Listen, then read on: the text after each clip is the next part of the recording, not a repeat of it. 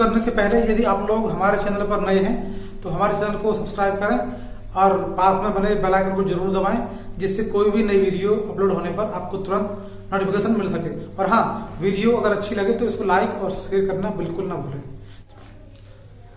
Hello students, कैसे हैं आप सब लोग। तो पिछली वीडियो में आपने देखा था कि गोलीय दर्पणों से प्रतिबिंब का चित्र बनाते समय कौन कौन सी त्रुटियां आपसे हो जाती हैं और किन किन बातों का ध्यान रखना चाहिए ताकि हमारा चित्र त्रुटिपूर्ण ना हो।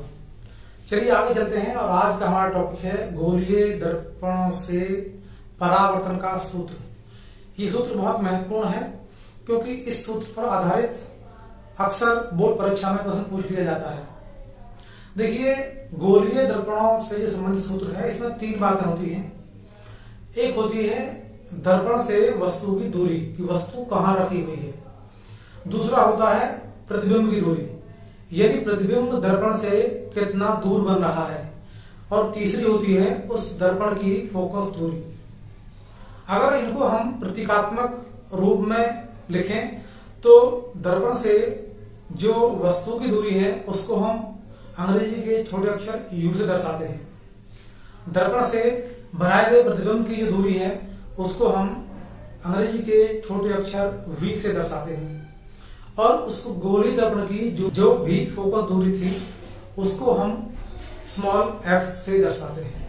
तो हमारे पास तीन चीजें होती हैं, f, v और u।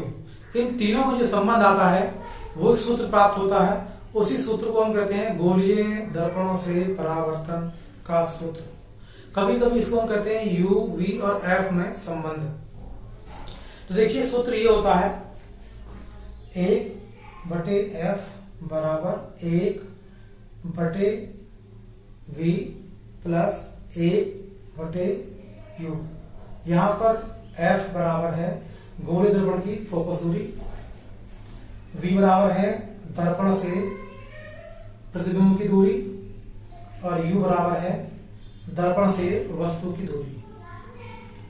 देखिए, इसमें जो महत्वपूर्ण बातें हैं वो हैं इन तीनों राशियों के चिन्ह, यानी u, v और f के चिन्ह। चिन्ह प्रॉपर्टी आप पढ़ चुके हैं, बताने की आवश्यकता नहीं है। एक बार चाहे तो उसको फिर देख लें वीडियो को।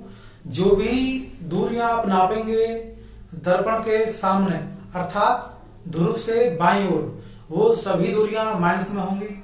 जो भी दूरियां आप नापेंगे दर्पण से दाईं ओर यानी ध्रुव से दाईं ओर, वो दूरियां सभी धनात्मक होंगी।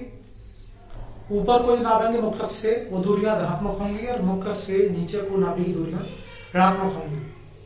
तो देखिए, सबसे पहले आता है इसमें f। देखिए, उत्तल दर्पण में f धनात्मक होता है क्योंकि देखिए चित्र देखिए आप, क्योंकि ध्रुव से हम दाएं तरफ को नापते हैं, इस f को जब नापते हैं, यानी उत्तल दर्पण में फोकस दूरी ध्रुव के दाएं तरफ नापी जाती है, इसलिए यह धनात्मक होती है। लेकिन यही दर्पण अगर अवतल होता तो अवतल दर्पण में यह दूरी ऋणात्मक होती, क्योंकि तब हमारा जो फोकस बिंदु है वो ध्रुव के बाएं तरफ होता।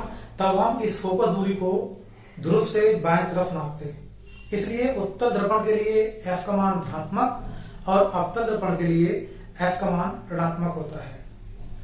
देखिए, u का मान सदैव ऋणात्मक होता है क्योंकि सामान्यतः हम किरणों को बाईं ओर से डालते हैं दर्पण पर, इसलिए दर्पण हमारा दाएं तरफ होता है और वस्तु हमारी बाएं तरफ। जब हम वस्तु की दूरी नापेंगे दर्पण से तो हम जाहिर सी बात है ध्रुव से बाईं ओर को नापेंगे।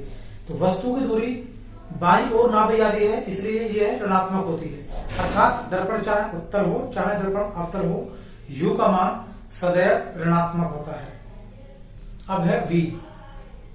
देखिए, v प्रतिबिंब की दूरी है और प्रतिबिंब दर्पण से दाएं तरफ भी बन सकता है, बाएं तरफ भी बन सकता है।